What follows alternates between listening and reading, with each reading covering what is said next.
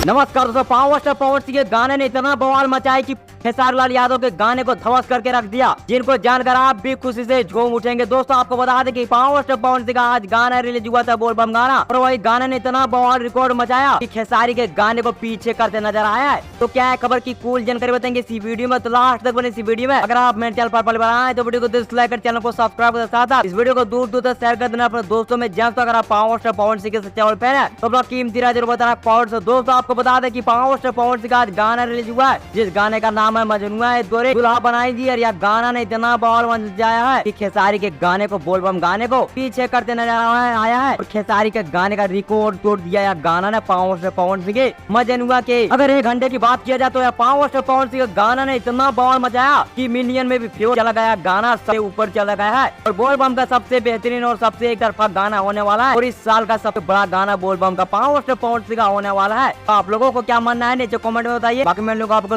लोग से नई वीडियो, तब तक जय हिंद, वंदे मातरम।